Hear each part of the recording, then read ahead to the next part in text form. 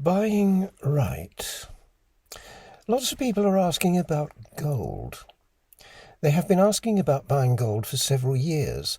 I have said to Julie, who has a lot of gold jewellery, that if she has a gold sale, I will beat it. Same with silver. So I guess I advise buying gold.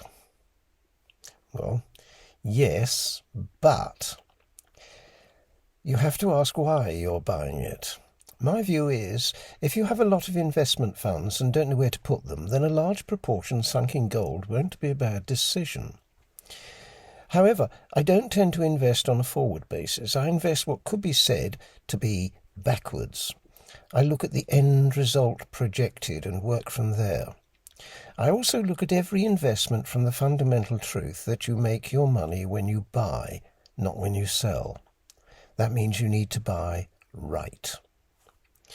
Let me give you several examples. I bought real estate from 1992 to 1997 because it was ridiculously undervalued.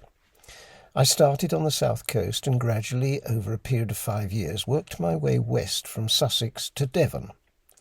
Idiots bought when prices were high and PE ratios were well over 10.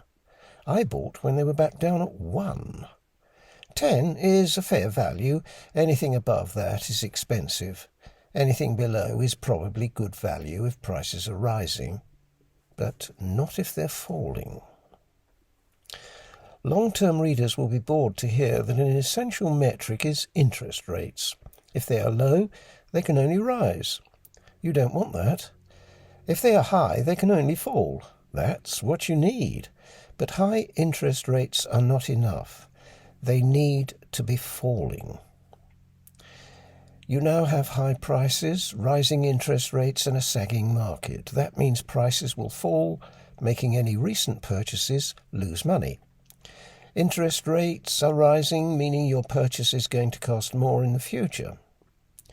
If you buy my book on real estate, you will find I run various test scenarios regarding prices and interest rates. You buy when prices are on the floor and interest rates are high, but beginning to fall. By the way, I'll leave a note underneath or up there showing you how you can buy the book. Where am I? That's how it works with real estate. With precious metals, the theory is the same, but the mechanism is slightly different. In 1987, I sold stocks and bought gold. We had a similar situation to today's market instability. I was chuffed when the market crashed, and Julie and I swanned off to the Canary Islands for a luxury winter with my gold holdings buoyant. It wasn't until the following spring, when I looked at my holdings, that I realized I had made a bit of a mistake. There is a pattern in investments that is immutable. When your core investments fall, you cut and run. You bolster up other investments until that no longer works, and you are forced to sell your solid investments to cover the losses on the duff investments. That depresses the price of the good investments. What you need to do is follow the age-old investment theories: buy low, sell high. Most people get caught and end up doing the exact opposite.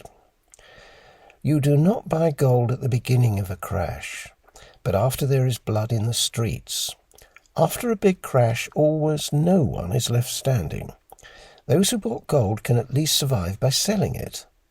But that is when you buy. Here's the scenario. You buy after a crash when prices are low and can only rise. Hang on until there are dark clouds on the horizon. Sell before the next crash and go into hiding. When all is doom and gloom, buy back into gold. When the property market is totally trashed and no one is buying, go out and buy, pretending to the bank manager if necessary you're going to buy a car. You usually have a 2-year gap when no one wants to know about property before the penny drops that it's a good investment after all, by which time you've bought at rock bottom prices.